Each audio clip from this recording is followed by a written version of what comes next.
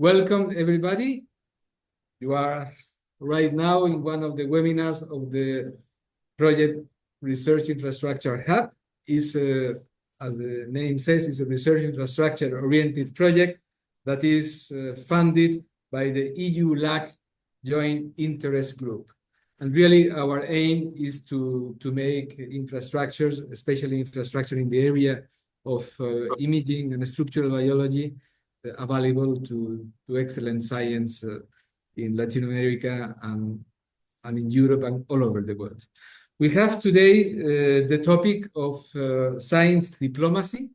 We have been really covering along these last 2 years a number of topics that go from more technical to the one that is today more strategic. And we have two excellent speakers with us. Dr. Soledad Quiroz and Dr. Isabel Díaz. They are vice presidents of their respective organizations, and they are going to present in a short format, 20 minutes each, their views on the topic, and then we will have a joint question and answer session.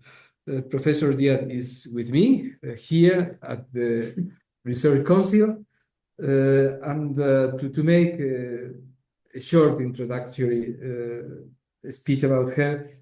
She is a professor of the Research Council, starting or working in the area of electron microscopy and chemistry. Her involvement in international relationships is very large and very impacting. She may be talking about her work in Addis Ababa University for 6 years. Right now, she is the Deputy Vice President for International Cooperation of the Research Council, and she will comment what is the Research Council and what is that entity doing to promote cooperation among really scientists all over the world. Please, Isabel, the floor is yours. Well, thank you very much. Good afternoon from Madrid, everybody. It's 4 o'clock for us. It's still cold though. I mean, I envy those with the sun. We're coming from 2 weeks of rain, and we have snow in the mountains, so we're looking forward to seeing the sun. And I'm going to start the clock, so I make sure that I don't bore you more than 20 minutes. And it is an honor, and thank you so much, Jose Maria. Thank you so much, colleagues from RI Hub. It is an honor and a pleasure being here, being part of this excellent project. It is actually an example of science diplomacy, what you do have in this particular project. And so I'm not going to dig into it because I'm sure that colleagues from Euro-BioImaging will do so on some of the time. What I bring along today is 3 main messages. First, I'm going to introduce CSIC, the Spanish National Research Council, and not because I want to brag about it, which I do, but just to show you our tools to do international relations and science diplomacy. So that's one. I'm going to introduce the CSIC. Then second, I'm going to introduce our Oficina de Grandes Infraestructuras. By the way, I'm doing the speech in English, but the slides are in Spanish, because majority of you speak Spanish, understand Spanish, and I believe that a material can be spread out in Spanish, even though I will talk in English, okay? So the second message is about our own structure to manage and coordinate large infrastructures, because you're here are devoted to structural biology, but I handle 30 infrastructures of every topic. So we can see examples from other areas. And the third message, I will briefly go through science diplomacy. How do we see it? As scientists, for us, it's very difficult, because if we look at atoms, right? We're in the microscope looking at atoms. It's hard for us to, get out of the microscope and see the general aspect. So let me share the screen now, and let's go into it, because I already took 2 minutes from my time. So my name is Isabel Díaz, and you will have my email in the slides. I'm the Deputy Vice President for International Cooperation at CSIC, and this is my email, Okay, you will have it in the end as well. I don't know if all of you know, but we are a research performing organization. Even though it says council, we're not funders, we are performers. We just do science. We go to our funding agency to collect funds, right? So we are a performer organization under the Ministry of Science, Innovation and Universities. And we are at the same level as the CIEMAT, which is specialized in energy and environment, Instituto Astrofísico de Canarias, which is space, Instituto de San Carlos III, which is health. Our problem and our strength is that we cover everything. So when our government wants to do health, they go to Instituto de San Carlos III. When they want to do space, they go to Astrofísica de Canarias. But with us, they don't know what to do because we are so large and we cover everything that they would have to come to us for everything. I'm just giving you this example because that also tells you how difficult it is for us to do internal relations. And I'm sure most of you in your own countries reflect with this particular problem. Then in the relationships with your ministries or your superiors, you have to find your ways up to then find your ways down in another country. We integrated 3 national centers recently, agriculture, oceans, and geomining, and now they are part of us with their respective contacts with their ministries. We are a gender balanced institution, and I put this slide on purpose so I don't forget to congratulate Instruct on the Gender Equity Newcomers Award. We were together in Brussels with the Instruct heads because the CSIC also got a Gender Equity Champions Award. We do have to work on making our institutions. Eso es. Gracias, Jesús María. Our institutions gender balanced and as much as possible, keep tracks of men and women attending our seminars, men and women applying to our jobs, and these kind of things. Because and this I'm sure Soledad will talk about it, only data can provide the funds. And I'm talking about the ground for developing policies. So we want to provide the data. In these green cycles, you will see 45% of our funding comes from the government, but the rest, 55 now is 65, comes from the projects. So we are a self-sustained institution. We need to go and get funds in order to pay the bills and to do research. So that's why it is important for us to look for new opportunities for funding. And in this regard, research infrastructures are a jewel to go for funding, and is not explored, in my opinion, sufficiently among the entire community of CSIC. We are 16,000 people, and I would say that less than 10% of our scientists are involved in research infrastructures, much less than that. So we do believe that research infrastructures are indeed a tool for science diplomacy, for international relations, and in the end of the day, in allocating funds, which is the way to do science. We have research institutes all over the country, wherever in every region we have an institute, and we are a well-placed institution in Europe. We are number 4, number 3, depending on the year, but we're actually number 1 in collaborative projects with Latin America and Africa. We, by nature, like to collaborate. We work well in teams, and everybody in Europe wants to use Spain to go to Latin America. So we are an easy entry for research infrastructures coming to Latin America and engaging in Europe. Furthermore, I wanted to present 2 slides about our internal structures that covers interdisciplinarity. We have these 2 structures, these PTIs, Plataformas Temáticas Interdisciplinares, and Conexiones.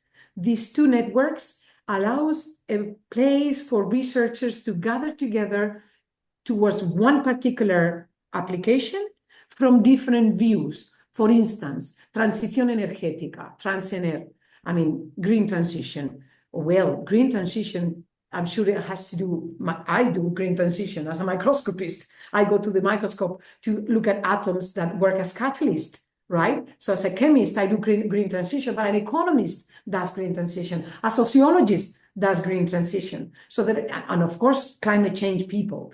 And there are many views to one topic. And we use these PTIs, these platforms, to gather scientists from many views around one particular topic. And these plataformas allows us also to go and seek for funds from governments, from private companies, or other stakeholders. So I suggest that these structures, you consider them in your own ecosystems. And Conexiones. Conexiones is like a lower TRL.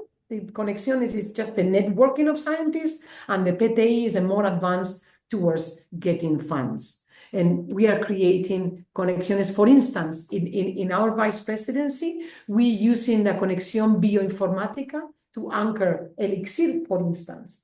Some of the infrastructures that could touch many people in CSIC that are not in one institute, but in several institutes, they will gather in one of the Conexiones. And that's how we are as international officers, we can use them better or help them better to internationalize our science and look for more funds.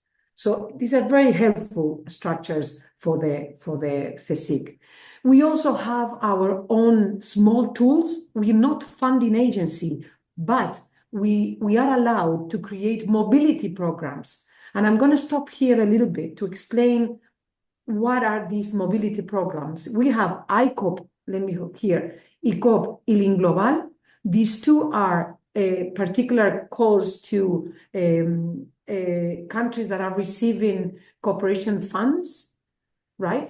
And in these two modalities is the CSIC who applies for the call and receives the funds. And with the funds in the CSIC Institute, you can pay people coming back and forth. It could be technicians from research infrastructures of different countries. I mean, you can apply for a Link Global in Sustainable Challenges, for instance, with INSTRAC, and you have the mobility of all your technicians coming to the CSIC and back and forth. But you can also use ICOP. The modality A is to co-supervise PhD students. So you can have a student registered in university in Colombia or in university in Chile, and with a co-supervisor from the CSIC, you get up to 6 months a year, so up to 1 year of the PhD student in your laboratory at CSIC. These kind of calls are super, super helpful as seed money. We create very strong networks in collaboration with other countries. In my particular case, I had it with Ethiopia for 15 years. And that has created a very solid relationship that now allows us to go to private funding, Europe funding, or whatever other funding. So I strongly recommend this ICOP or Link Global, particularly with Latin American countries, and use the infrastructure as the subject of the call, rather than a scientific subject, just the infrastructure itself. And like I said, technicians can lead it and can be beneficiaries, okay?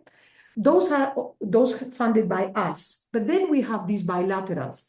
And a bilateral call is when two institutions, we gather together, we both pitch in money, and we both pay our own researchers to go to the other side. Right? We have one with CONICET, Karina. We have one with Argentina, where we pay 5 people to go to CONICET, and Argentina pays 5 people to come to CSIC once a year. It doesn't have to be the same team. It doesn't have to be reciprocal. I mean, it is reciprocal because we both pitch in the same money, but it doesn't have to be Jose Maria comes to me and I go to Jose Maria. Right? It can be the way. We have that with CONICET, with Brazil, CNPq, and FAPESP. We are launching it next year. We also have Tecnológico de Monterrey, Mexico.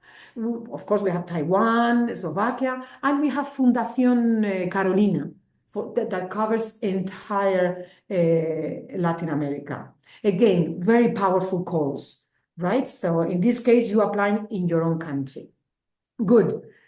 With these small tools, like I said, it's 30,000 euro a year. It's not much, but look how much we impact Africa and Latin America. We have projects, Argentina and Colombia and Mexico are our top 3, but we want to increase Brazil and Chile. My boss is going to Chile next week. he will be there negotiating 2 more new bilateral calls.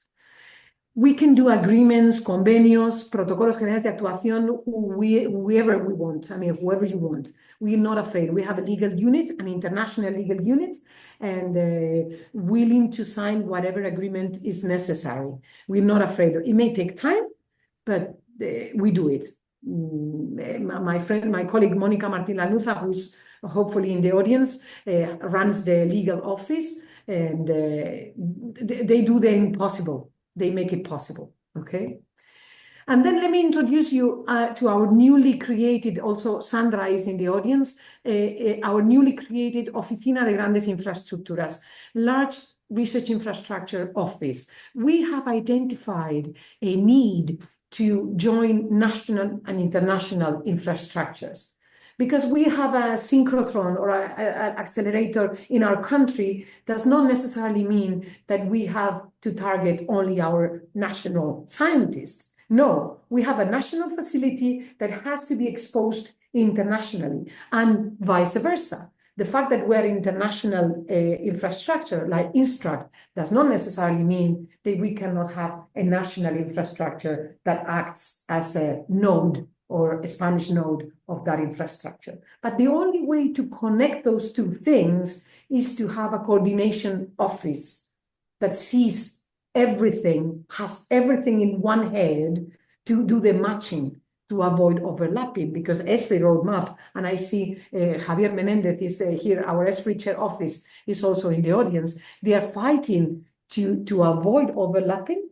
So we're trying to do the same at the CSIC, trying to avoid overlapping. And the only way to avoid overlapping is having one office in charge of all the infrastructures, the national and the international. So we have Sandra Ramos handling the technical part of both, and then Almudena towards the international and Gloria towards the national office. In this way, 3 of them work together, and 2 of them are in charge of reporting to each vice presidency to gather the strategy.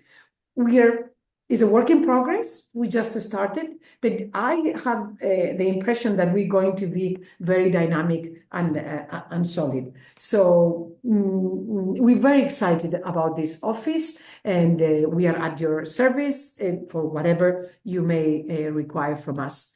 This office handles, right now we are at 29, actually 30 by now, in 30 ESFRIs, only ESFRIs. We have other large infrastructures, and we have the national ones. And for instance, in Euro-BioImaging, now we are detecting new laboratories of the CSIC that can join the Spanish node. And in the case of INSTRUCT, we have detected national facilities that are willing to join INSTRUCT. So for us, it's wonderful seeing this merging of new groups and new infrastructures joining the ESFRI world, right? Because that will mean that we're doing our job in capturing the attention of the scientists. Like I said, this office is running now almost 30 research infrastructures, only in the international level. So the message in this webinar is research infrastructure are indeed a science diplomacy tool, because we cover every area and pretty much everywhere in the world. So we have to use you, sorry to tell you, we have to use you as a tool for internationalization. But what is science diplomacy? And I don't want to take long with this because I'm not an expert, I'm a chemist, but there is a colleague of mine, Juan Ignacio Iquino, you see in the slide. He's a diplomat, actually. He joined our vice presidency for a bit more than a year, and he's helping us developing a roadmap in science diplomacy. And he gave me this slide, and I have to admit that I'm not confident explaining this slide to you, because to me, the difference between science and diplomacy, diplomacy for science and science for diplomacy is very difficult. But in honor to him that he has prepared the slides, I will try to justify the difference. The way I see it is that science has to be a tool in the folder of the diplomats. We have to give them the topics, the arguments, so they go and do the foreign affairs policies. They usually, nowadays, for instance, that with this tension, geopolitical tension, I mean, you see how much they are fighting with each other and they're in the news all the time. But bottom line, they are fighting for science and technology. They're fighting for innovation. What is rare earth? What are critical metals if it's not science? How does Trump know that Greenland has critical minerals? How does he know? Well, because science has done the job and has prepared all the scientific documents for him to go and claim Greenland, right? So that's where we have to be. We have to be the tool for our politicians to do the relations. Furthermore, when they are fighting in their lobbies, we are, how can we say, the soft skill. We can use capacity building. It's like a soft dialogue. When a diplomat wants to fight for something important, you have to start with something kind, right? And capacity building is always kind. You start a conversation saying, oh, let's do capacity building programs, and then you win the other, and then you go to the bigger things, right? So we're giving them science and technology as a tool to develop, to build capacities, right? China and US are doing it. Now Europe wants to do it with China. Well, we have to compete.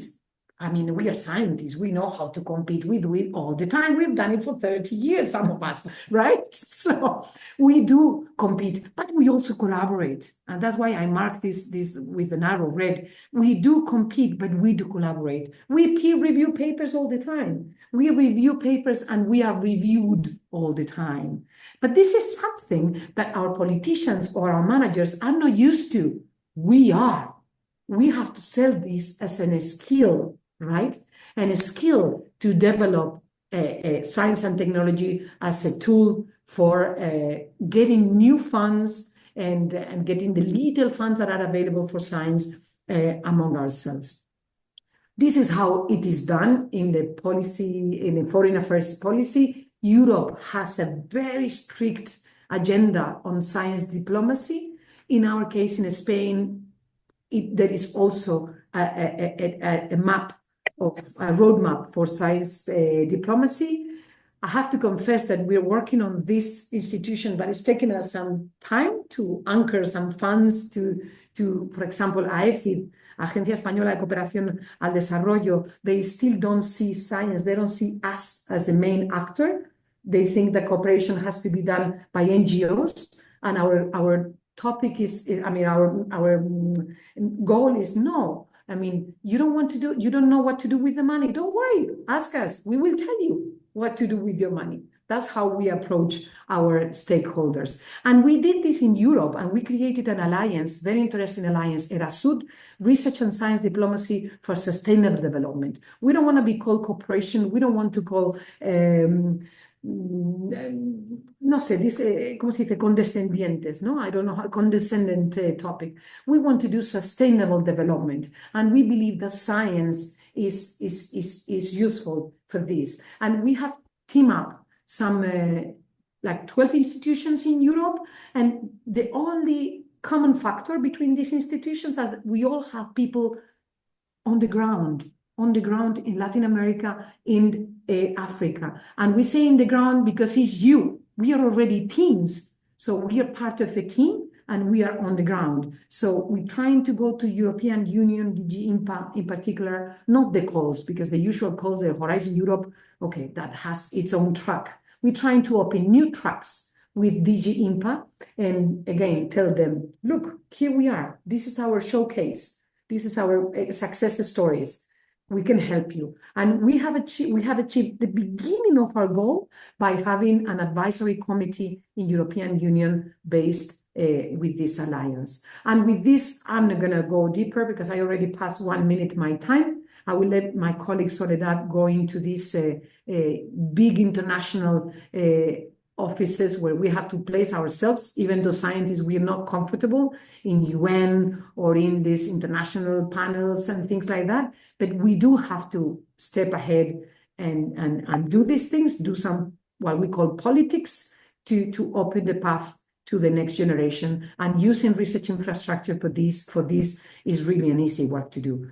And with this, I just thank you for your attention, and I'm happy to answer or to share later the conversation. Thank you very much. Thank you very much, Isabel. Very nice presentation. And really now, I propose that we go to the next speaker so that we have a question and answer session with everything on the floor. And the next speaker is Dr. Soledad Quiroz. She is the Vice President for Policy for the International Network for Governmental Science Advice. She's coming also from academic background in molecular biology and then public policy and management, but her work now is more on the policy matters in a really very large and worldwide spread organization with a chapter in Latin America. So, Dr. Quiroz, Soledad, whenever you want. Thank you very much. Thank you for the invitation and to speak along with Isabel about science diplomacy. I'm going to share my presentation. Okay. And this is going to be a very different presentation probably of what you're used to and what I'm used to too. For me, it's been a transition, and I want to tell you more about this story because now I declare myself a science diplomat. And how did I become a science diplomat? That's a question I get a lot. I started as a biochemist in Chile.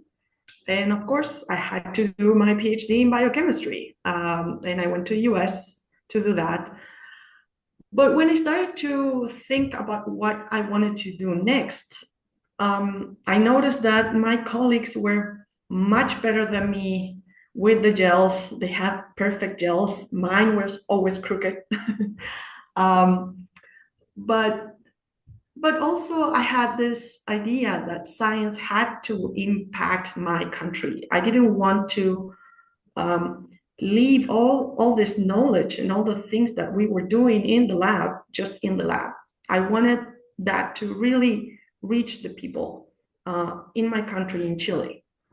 So I talked to a lot of people, and I finally ended up doing a master's in public policy to understand and to help shape how the money was being allocated to different sciences, to students, to different researchers, to different centers, and all these things that Isabel just described.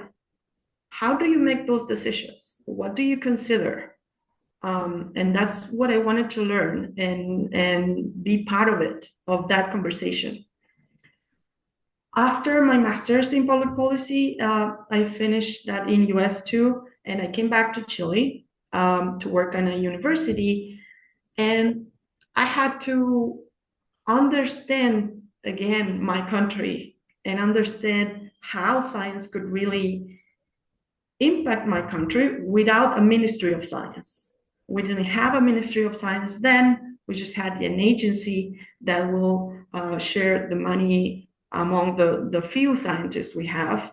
And it was really very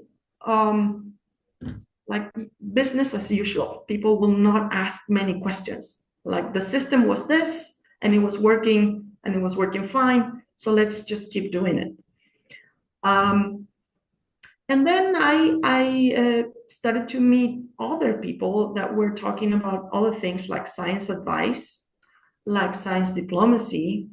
And I became a member of Diplocientífica, which is a network of science diplomats in Latin America. You can look it up, you can join freely. And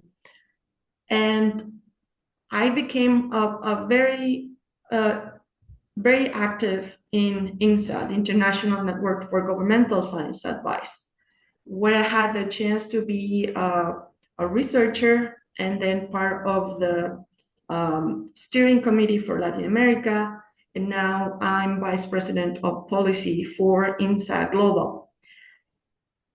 I'm also currently Director of Institutional Relations of Data Observatory Foundation here in Chile. What is INGSA? INGSA is an open access collaborative platform for understanding and strengthening interfaces between science and policymaking. What does that mean? It means that there is people who are working all over the world in the interface between science and decision making. And there are politicians, there are diplomats, there are scientists in very different fields, physics, biochemistry, biology, climate, anything you want, even social sciences too. There is a lot of people working on this interface, and we share our concerns, our histories, our experiences, because this is not an easy task. And this network was created by Peter Gluckman, who is currently the president of ISC, the International Science Council. When he was the chief scientist advisor for the government of New Zealand. And he got together with other chief scientist advisors for other countries. And because they were all talking to each other, like, what should I do as a scientist here in the government? I'm not really sure. The governments will ask them questions, sometimes about their topic, but sometimes about things that they were not knowledgeable about, and they didn't know how to approach those things. There were concerns about how much the science was being really useful, because sometimes science is not very clear on what to do. You can tell the temperature, the current temperature is this, but you cannot tell if that temperature is good or bad for everybody in a country, because there are very specific conditions.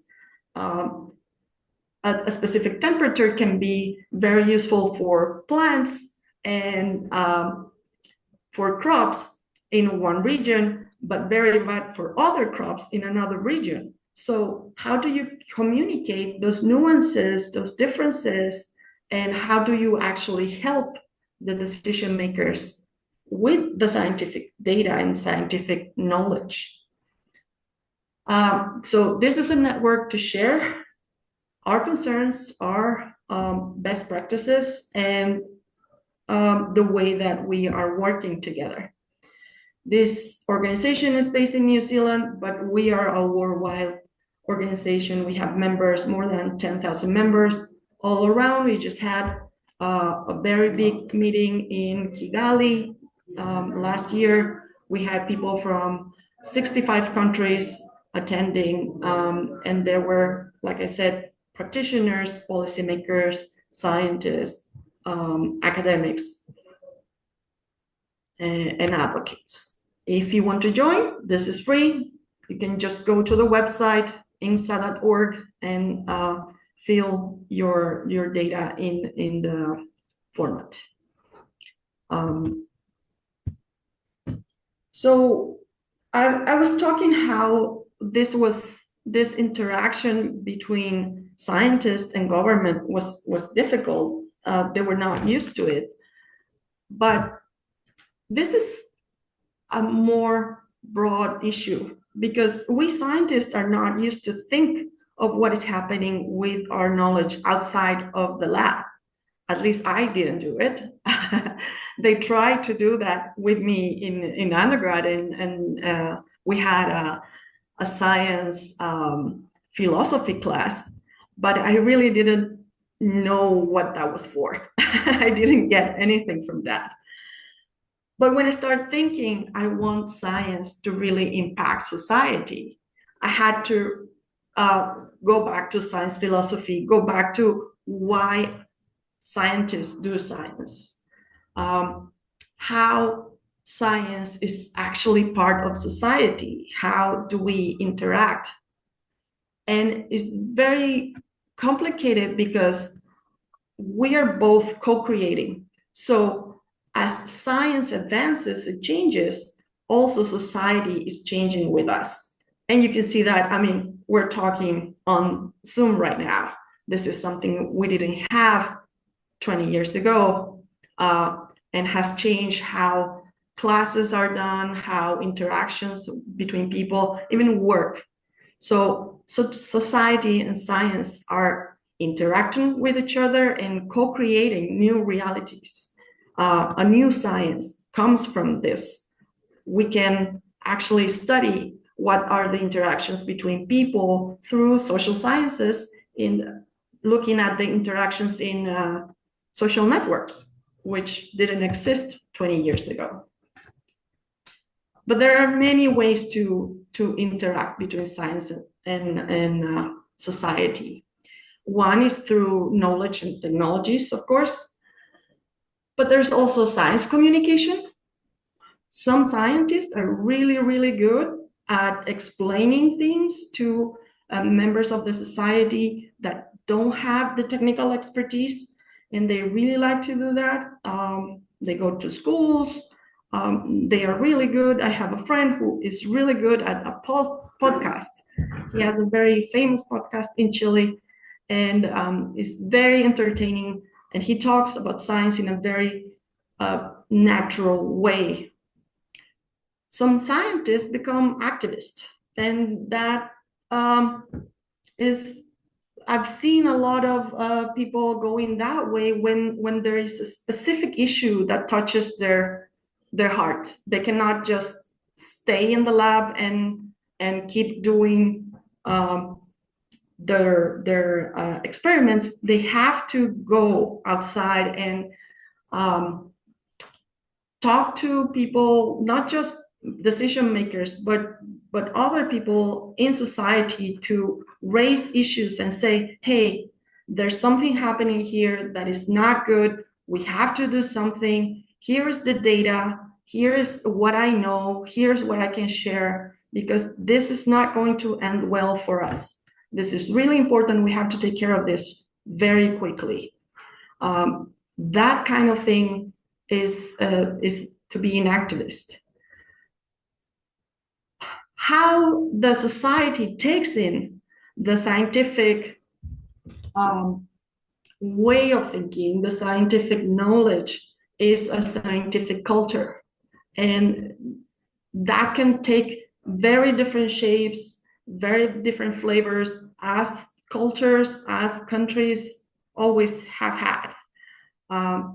And that's a way to express how science is being used and is being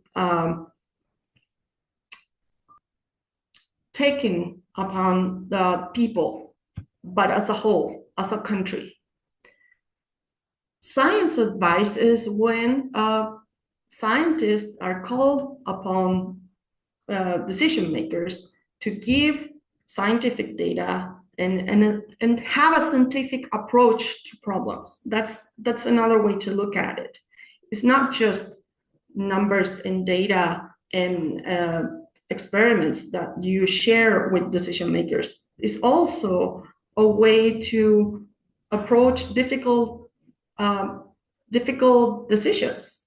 Where should I go? What's the best way to go? How do I decide if I should go to the right or to the left? And that conversation, because we are trained in a certain matter, in a certain way to look at problems, that can help decision makers to take a more balanced approach. Science diplomacy is fairly new, so is science advice. Every time someone says this is new, someone comes up with a very, very old example. But I'll say the concept of science diplomacy is new. maybe we were doing it before, but the concept is very new.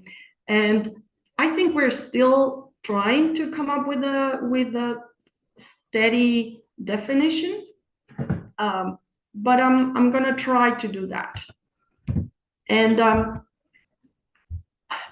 science diplomacy is at the interface of international science, which is mostly science through what Isabel was showing, the contacts, the capacity buildings, the international resources that we all share, but also the economic diplomacy. And there is a very interesting issue here, because the economic diplomacy is pursuing national interest. So that's a little bit different from what we do in international science. Through science, we are pursuing knowledge. We are pursuing collaboration. With economic diplomacy, you're pursuing a more narrow view of collaboration. You are always putting your country's interest in first place. So science diplomacy can be at the interface, and economic diplomacy is just an example.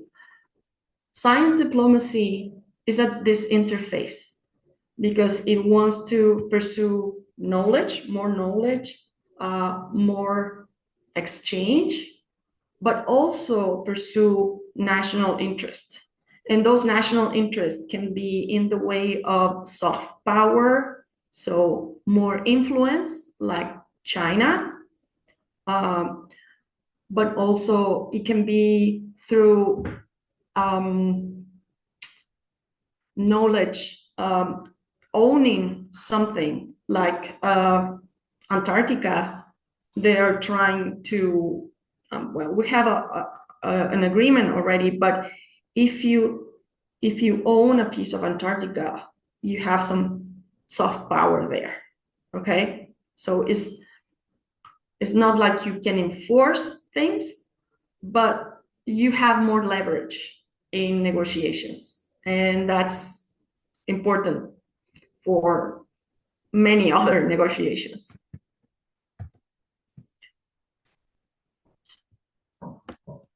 I prefer science diplomacy for common interest, sharing resources, basically. Talking about conservation, there are issues that do not know limits, okay? So the temperature is going to raise in the whole globe. It's not going to choose one region over another because there is a limit between countries. Conservation and environmental management is an issue that we have to really coordinate between countries. Biosecurity, how the different microorganisms are stopped at different places, so we don't get diseases or like COVID, for example.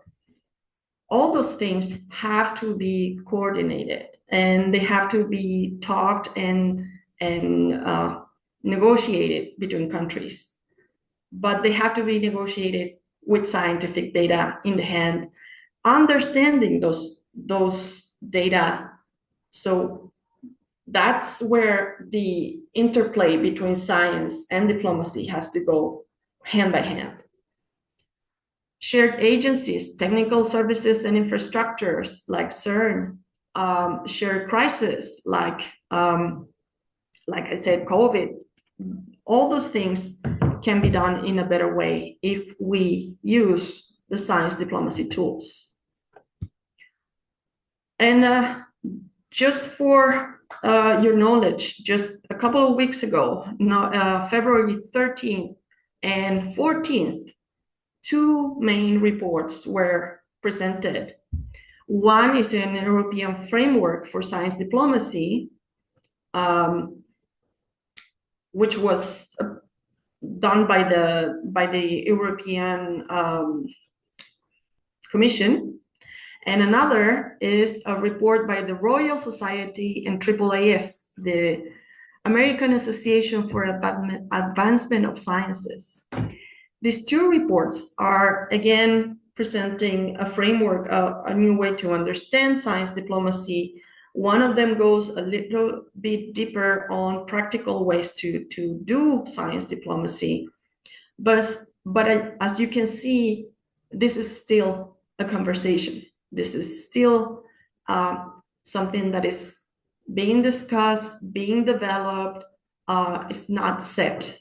And there's a lot to talk about yet. There's a lot to do. But these are very important documents that if you're more interested, you should look up. And I want to finish with a question for you. What's the role of scientists in science diplomacy? What is your role in science diplomacy? What would you like to do with science diplomacy? Do you want to be advisors? Do you want to be activists? Do you want to be negotiators? Do you want to be promoters? Do you want to be any of those? Do you want to stay away from it? I hope we have the chance to talk a little bit of that, because we cannot stay away from what is happening. This is something like science communication that we might not be experts, but I feel as a scientist, we really need to look once in a while to society and see how we can really truly use our knowledge and pass it on to people who is funding our work.